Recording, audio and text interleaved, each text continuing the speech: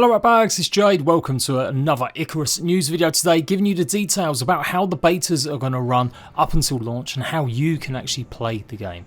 What are you going to be expecting? What are you going to be able to do during the next few months before Icarus's release in November? Yep, if you don't know already, it was delayed. It was meant to be coming out in September, but they pushed it back a couple months and now they're doing these beta weekends. Everyone that pre-orders the game will get access to these test weekends. So all the details, a little bit more info you might have missed, and kind of my opinion so far about Icarus and their plans for the beta and some of the stuff that's going to happen. So do make sure you leave a like, make sure you subscribe for the best in survival games, news, guides and opinion, and let's go. So the first beta weekend begins on the 28th of August and it kicks off at 5 PM on the Friday from US or Pacific Daylight Time. I think that's around 7 or 8 PM Eastern Time, which does mean it's around 1 or 2 o'clock in the morning in the UK or parts of Europe. Not gonna lie, them times kind of suck big time, but I guess someone around the world is gonna have to either stay up late or get up early. But I still think that it would have been a bit more sensible to launch it a bit earlier.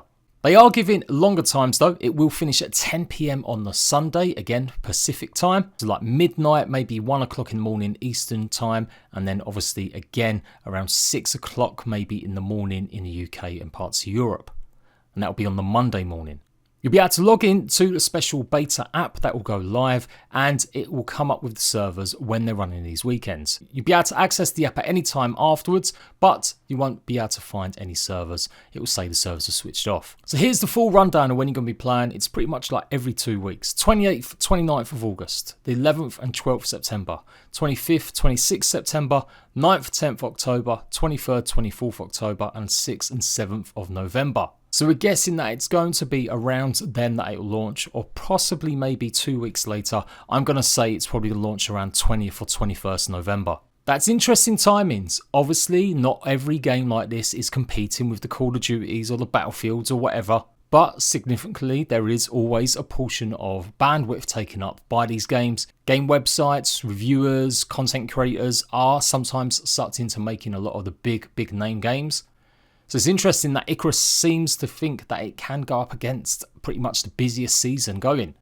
It can work well for some independent games. There have been some pretty notable instances where some of these games have done really well, especially with the state of AAA gaming lately. And they have obviously got the added benefit of launching every 2 weeks. That's going to give plenty of time for people to see if the game's for them and also to take part and build up a little bit of hype before its release. But yeah, I would say it's still a bit of a risk.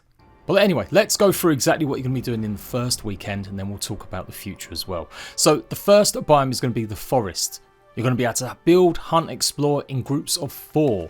The game is catered to 8 players and it does look like they're going to be adding or increasing the amount of players that can join an instance over the coming months. But initially you will start with just the 4 players. Build, hunt, explore and gain valuable experience in the forest biome during our first beta weekend. There will be no storms, a big component of Icarus, and I think probably one of the main dangers is living with these storms that rage across the planet. Whether or not it's hailstorms or lightning, they're going to be disabled for everyone just to get a good feel for the game. And I kind of imagine it's going to be a bit of a harvest simulation game in the early weeks. You will only be able to look around the forest biome only during that time. They've also posted here that exotic matter won't be available during the whole beta test period. Now the exotic matter is kind of what you're meant to upgrade over time. Remember, your character's progress on a planet kind of just gets lost. You take the exotic matter with you and that's what helps you upgrade and get better gear for your next drop onto Icarus the planet. Now for these betas, they're going to enable progress to carry on. So if you make it off the planet, which we're going to explore a little bit later on in the video, you'll be able to keep your unlocks from your tech tree. But as I thought I understood it, that in the future you'll maybe only be able to buy stuff or help get new equipment to start a new instance if you've been using the exotic matter or been upgrading it at the orbital station. So yeah, that's something I may probably need to clear up a little bit more or research a little bit more. But for sure you won't be taking any of the resources or your inventory off planet when you leave. Once you make your escape, if you do make your escape, you'll take the rewards of the exotic matter and maybe some other progress with you. That's all you're doing. It's not a traditional survival game where, you just go back to the same base over and over again. These instances will have various different lengths and times. You could compare it to Last Oasis or maybe even Deep Rock Galactic. So long-term future of upgrading your character, getting better equipment so you can mine better resources or get started much quicker is the exotic matter. And I guess it is a bit of a shame we're not going to see that shown off during this whole period. But again, I guess they've got to show something for the game's release, and it is kind of the end game content. It's the main driving force of the game is to get this exotic matter. So I'm pretty sure though we'll see some sort of talking about it or showing the system off. The devs have been live streaming pretty regularly and doing lots of content videos showcasing the game. But yeah, you won't be able to unlock any of that stuff only when the game actually launches properly in November. Another aspect of this is outposts. These are not going to be included until launch. Now the outposts are pretty much like creative square. It's a much smaller defined area, maybe just a little tiny little grid, enough to have a pleasant small environment where you could probably build and try out some building skills, put some creations down, or just get used to the game a little bit in your own time. This is not a complete single player or offline play. So here's one screenshot of the outpost. It's pretty much all we know. You can see it's a bit larger than maybe even I thought at first. It's definitely got some parameters. You can see the mountains walling everything in. So it's a big playable space. I would say that's more than enough to get used to the game without having to worry about losing your character or any other issues obviously affecting the proper gameplay. It's going to be a 1 kilometer by 1 kilometer plot of land, but you won't have any storms or enemy AI, so there won't be any bears, any wolves, anything like that attacking you. One aspect I've been a bit curious about with the outposts was the inclusion of more outposts as part of the deluxe edition. So obviously it does look like we're going to be getting maybe some of these outposts as something to play with at launch. I hope so, at least anyway. Or simply put, the outposts may only be available to deluxe edition owners. Now from the post here, it does seem like there will be at least one outpost for us to maybe try out. I really do hope that's the case. But when you look at these pictures, you can clearly see one of the biomes shown off is a snowy ice biome, and the other one does look like it is the forest biome. This is something I've raised before and I still haven't managed to get any clarification about it, but I really hope that the outposts aren't locked off behind DLC. I think it's pretty important for games like these to have some way to do or show or play something. It's been a big criticism of DayZ in the past, as well as Rust, that there's no native way to try these things offline. Like you have to rent a server or you have to download some modded version of the game where you can try stuff out without anyone else harassing you. Clearly from what I'm looking at the deluxe edition, it looks like you'll get one of these outposts with each one of the DLCs, or maybe they're going to just chuck both of them out there at launch by the looks of things. So yeah, I kind of do think there should be at least one outpost. If there isn't, I really aren't down for like promoting the deluxe edition just to gain access to something that I think is pretty standard in most games. Like I said, I'll be happily corrected or told otherwise, but from what I've seen, it's not been an easy answer to find out whether or not everyone will be able access to an outpost or only deluxe edition owners. I don't mind other biomes necessarily being locked off, more exotic ones or different choices, at least as long as we have just one biome that everyone who's bought the base game gets to try and practice on. So there we go. That's going to be the first weekend coming up 28th, 29th. You're going to be able to stream, you're going to be able to show it off on YouTube, do whatever you want. And then after that, we've got September, which is when the storms are going to be enabled. September 11th or 12th, this is where they're going to enable the storms. So you're going to have to maybe build or take care of your buildings a lot more. Again, though, this is only going to be the forest biome on show. No other biome will you be able to play during this second beta period. At the end of September, this is when we get to explore the brand new biomes. This is going to be the snow or ice biome. We already know that there is polar bears or some variation.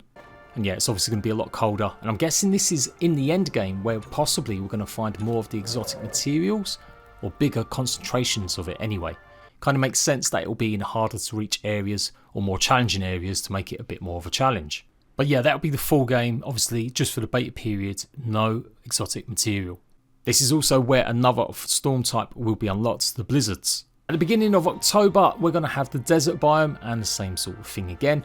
Exploring the canyons, but maybe not taking a look at some of the vehicles that have been shown off in trailers in the past. You may have seen like a sands dune buggy, or lunar buggy, I guess it could be used anywhere, rolling across the sands. That doesn't look like that's maybe going to be part of the beta either. They've said that only tiers 1 and 2 are going to be available, but I could be wrong. Maybe it's part of tier 2 or 1, I've not really checked. But yep, desert biome unlocked, desert animals and blizzards. So typical sort of sandstorms, I'm guessing. And then in October, we get missions, risk and rewards. Take on missions offered by the corporations vying for control of Icarus. Balance the risks with the rewards as you discover more of Icarus's secrets. So initially in their first initial post plans, this was called Factions. This is the real taste of guided content. It does seem like the rest will just be us exploring, gathering and harvesting resources and unlocking new items without no real objective or goal. And I guess it's important to see how much of the actual missions are going to be enticing. Is it going to be something interesting to follow, or are they simply going to be fetch quests or gather 50 ore? And then, their final beta period, 6th, 7th November, competitions and challenges in their 6th beta weekend. I imagine this is where we'll start seeing a little bit of a preview of some stuff like the exotic matter. And it's going to be just, I guess, a celebration of any of the stuff that's gone into the last few months. So like I said, good stuff. I do worry about maybe showing off loads of stuff before the game comes out. I mean, that's great. People can make their mind up about it. But as I noticed a little bit from New World, with such a prolonged period and some of the footage that's been shown off over the last couple of years, whether or not they've showed like bits off in videos or leaked footage, you can get a bit fatigued from literally seeing too much before the game comes out. I don't think that would necessarily be the full case here, as there's so much that's still going to be shut behind the full launch. So it's a positive sign for players to make sure this is the game that they maybe want to consider. You will be able to cancel your pre-order at any time. So some pro-consumer stuff going on here, engaging whether or not the game's going to be suitable for you. So how does characters and the instances work? Well, the instances, they're actually called prospects. So each prospect is going to last the length of the beta. So beginning at 5 PM Pacific Daylight Time, finishing at 10 PM Sunday. I'm sure that's obviously going to be like, 40 or 72 hours or something like that. If you want to keep your character progression, you will have to exit the prospect, the planet or that time, and then make it to the orbital station with your character intact. Your progress will be kept across each beta weekend. This includes your tech and talent tree unlocks, but does not include your planetary inventory. So you will keep all the stuff that you've unlocked to make it a little bit easier for the next time you jump in. So if you're really keen, by the time the 4th beta period comes around, you should hopefully maybe unlocked a bunch of stuff. And it's just about utilising all of the unlocks that you've got to make or create whatever you want, a brand new base, or maybe get some of the resources a bit quicker and better. Remember, if your character permanently dies, cannot be revived, or you decide to leave your prospect entirely at any point, you can begin another fresh-paced prospect from the orbital station. If you quit your game through a midway prospect, but you want to resume it again later on, you can.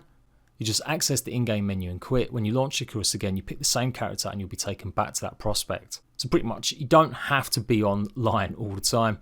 You can go ahead and just leave on the Saturday and maybe jump back in on the Sunday, and your character will still be available to use on that same planet and that same way that you've been gathering resources. There's going to be 3 character slots available. There is going to be no level cap, but as this post points out, as I said, Tier 1 and Tier 2 are the only tech trees you'll have access to. I think from some of the stuff we saw with Glad and some of the dev reveals, I'm sure there was up to like Tier 4, Tier 5. Their advice here is that you spend the first weekend leveling up one character so you can get in a good rhythm and set up your chance of survival. But you will not be able to maybe work on one character, have a bunch of different types of unlocks, then switch to another character and go down to that same planet and carry on where you left off. If you start a new character, you're going to have to start a new prospect. So that means you'll be landing on a new instance, and you'll have to pretty much start over again. And that's it, just pretty much advertising that you can group up with people in Discord, but the only way you actually add your friends at the moment is via Steam's friend list. I'm cautiously optimistic about Icarus. I think it could be a really cool game.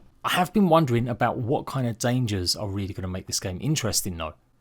With no PvP and seemingly quite pedestrian, traditional creatures like bears and wolves, is that enough to keep modern day survival players interested? Now, it's only a small poll and it's always going to be dictated by the people that subscribe to you or come across this. But I did put this poll out asking what people prefer in their survival games, and 43% of the 2,600 votes have said base building and creative. After that, it's the crafting and gathering mechanics that people like. And in third place, it's exploration and story.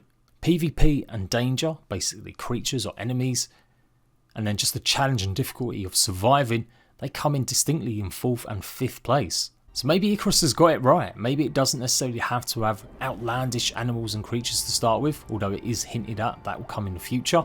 But they've also said as well that they don't want it to be just some cozy farming fest. So I'm just hoping there is enough danger, there is enough survival elements for not just simply surviving just for the sake of it, and it is pretty interesting how they tie in either the creatures, and I guess especially the storms, which is going to be the big part of maybe being safe. Basically, I don't want the game to be boring. I personally like a bit more challenge and a bit more danger, not necessarily PvP, but yeah, clearly a lot of survival fans are quite happy with the base building creative aspects and the crafting and gathering. So there we go, that is everything we know about Icarus currently right now. Are you going to be pre-ordering the game? Let me know. You hyped, you excited about it? I will absolutely be taking part in the first weekend, and then after that some of the weekends might be a bit more difficult for me, but I'm hoping I will be able to free up some time at some point to give it all a try. But I will absolutely keep you guys informed, and yeah, any content I do find or make, I'll absolutely be posting it quite a lot on YouTube. Definitely for that first weekend at least, give you your first impressions. So until next time, Ratbags, I'll catch you later.